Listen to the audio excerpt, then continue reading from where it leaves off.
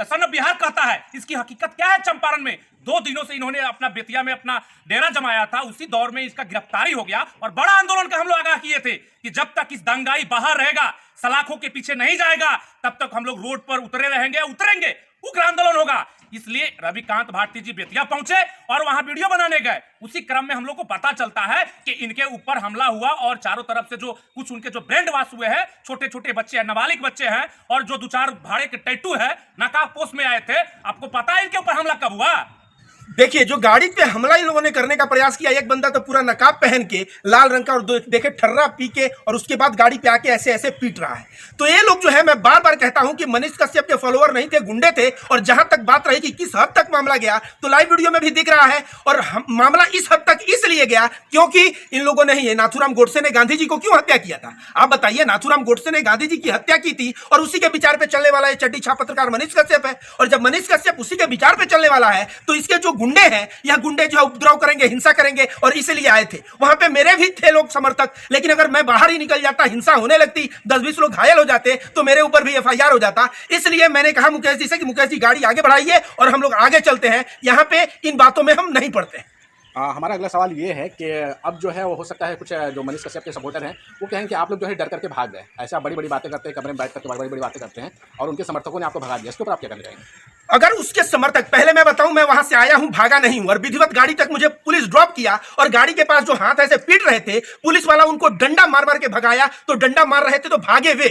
मैं तो गाड़ी से अपने डेस्टिनेशन पे जा रहा था, क्योंकि पुलिस ने मुझसे कहा कि आप यहां रहेंगे और हम लोग 4-5 पुलिस वाले हैं, ये लोग संख्या में ज्यादा हैं, हम लोग फोर्स मंगाए हैं और दूसरे जगह से फोर्स आने में टाइम लगेगा। अगर उस दौरान ये लोग थाने में घुस के आपके ऊपर हमला कर देते हैं तो हम लोग 4-5 लोग आपको सुरक्षा नहीं दे सकते, तो हम लोग आपको बाहर गाड़ी में बैठा देते हैं और आप यहां से चले जाइए। इसलिए मैं जो है गाड़ी तक पुलिस वाला छोड़ा, डंडा मार के जो है उनको साइड किया और हम लोग वहां से आगे बढ़ गए। आप जो है उस पत्रकार का विरोध क्यों कर रहे हैं जो बिहार की आवाज़ उठाता था और गरीबों की आवाज़ उठाता था? ऐसा उसकी तरफ से दावा किया जाता है, उसके फॉलोअरों की तरफ से दावा किया जाता है, तो आप उसका विरोध क्यों कर रहे थे? आप तो वो जेल में भी चले गए, आप तो कम से कम शांति से रहने दें उन्हें।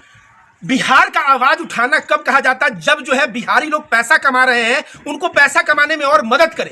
ये समाज में डर फैला रहा है तमिल और बिहारी, इससे जो है महाराष्ट्र में बिहारी, अन्य प्रदेशों में बिहारी है जो पैसा कमा के यहाँ भेजते हैं, घर बनता है, रोजगार मिलता है राजमिस्त्री और तमाम लोगों को। ऐसे में यह डर का माहौल पैदा करके कह रहा है आप नौकरी छोड़ के बिहार आ जाइए, तो यह बिहार में आके वे लोग बेरोजगार हो जाएंगे और बिहार जो है आर्थिक रूप से कमजोर हो जाएगा। तो कहीं ना कहीं बिहार का अगर भला चाहता तो बिहार को आर्थिक तौर पर कमजोर करने का या बिहार को तोड़ने का यह कदापि नहीं सोचता। मेरा सवाल जो है मुकेश यादव जी से है, क्योंकि आप भी जो है रविकांत जी जो लाइव आए थे उसमें रविकांत जी ने कहा कि आपकी वजह से ये सुरक्षित बचे रहे, तो आप क्या कहना चाहिए? कौन थे वो लोग और क्या उनका इरादा क्या रहा था? देखिए, सबसे पहले बिहार में नीतीश कुमार ने स्पष्ट कर रखा है कि बिहार में जनता की सरकार चल रही है और जब से इस दंगाई पार्टी जो बोलती है बड़का झूठा पार्टी, इसका साथ छोड़े हैं नीतीश कुमार, तब से उसके दल्ले ये जो है सन ऑफ बिहार अपने को कहते हैं, जबकि इसका रियल नाम ठग ऑफ बिहार है, ठग ऑफ चंपारण है। पहले चंपारण को ठग कर और बिहार में आशियाना बनाया, उसके बाद से लगातार बिहारियों को जो युवा है, बिहार युवा, उसको ब्रेन वॉश करने का इन्होंने काम किया। आज जब इनका वहां पे इंटरव्यू चल रहा था, इन्होंने सिवान से आकर हकीकत दिखाने का काम किया कि जो मनीष कश्यप गिरफ्तार हुआ है, सरेंडर किया है, इसकी व्यक्तित्व क्या रही है चंपारण में। आज बिहार को सन ऑफ बिहार कहता है, इसकी हकीकत क्या है? चंपारण में 2 दिनों से इन्होंने अपना बेतिया में अपना डेरा जमाया था, उसी दौर में इसका गिरफ्तारी हो गया और बड़ा आंदोलन का हम लोग आगाह किए थे कि जब तक इस दंगाई बाहर रहेगा, सलाखों के पीछे नहीं जाएगा, तब तक हम लोग रोड पर उतरेंगे, उग्र आंदोलन होगा। इसलिए रविकांत भारती जी बेतिया पहुंचे और वहां वीडियो बनाने गए। उसी क्रम में हम लोग को पता चलता है कि इनके ऊपर हमला हुआ और चारों तरफ से जो कुछ उनके जो ब्रेन वॉश हुए हैं, छोटे छोटे बच्चे हैं, नाबालिग बच्चे हैं और जो 2-4 भाड़े के टैटू है, नकाब पोस्ट में आए थे। आपको पता है इनके ऊपर हमला कब हुआ? इनके हमला तब हुआ जब वहां से प्रशासन चली गई जिला में, वहां से 4 ऐसे गार्ड रह गए, ठग ऑफ बिहार को लेकर प्रशासन कोर्ट चली गई। तब ये जो इनका समर्थक जो लोग थे, तब जाके इस पर उनके विरोध में जो मीडिया वाला बोलता था उसके विरोध करते थे। और रविकांत भारती जी कोई पहचान की मोहताज नहीं है, लगातार ये अपने विचारधारा को रखते आए हैं और हर सरकार की पहली प्राथमिकता होती है अपने बिहार को न्यायपूर्वक बिहार बनाए, प्रगतिशील बिहार बनाए और किसी दंगाई, किसी गुंडों की पनाह न दे। उसी क्रम में महागठबंधन की सरकार की कार्रवाई हुई है और उसमें जो हमलावर हैं जो इनके ऊपर हमला किए हैं, चाहे जो मेरे गाड़ी पर हमला किए हैं, उसकी वीडियो सामने आई है। हम एसपी साहब से मिलेंगे, बात हुआ है, वार्ता हुआ है, वैसे वैसे लोगों को चिन्हित करके उनके ऊपर कार्रवाई होगा। और ठग ऑफ बिहार जैसे जेल गया है, इसके समर्थक भी जो है, जो आरएसएस से संबंध रखते हैं, वे लोग भी अंदर जाएंगे। मेरा सवाल ये है कि मनीष कश्यप तो जेल चले गए हैं, लेकिन मेन स्ट्रीम मीडिया जो है वो कहते हुए नज़र आ रही है कि तेजस्वी से भिड़ना पड़ा भारी। मनीष कश्यप को तेजस्वी से भिड़ना पड़ा भारी, तेजस्वी के खिलाफ बोलना पड़ा भारी। तो क्या तेजस्वी यादव जी ने अपनी आलोचना को ना बर्दाश्त करके उनके ऊपर कार्रवाई कराया है, या फिर प्रशासन ने, कानून ने अपना काम किया है?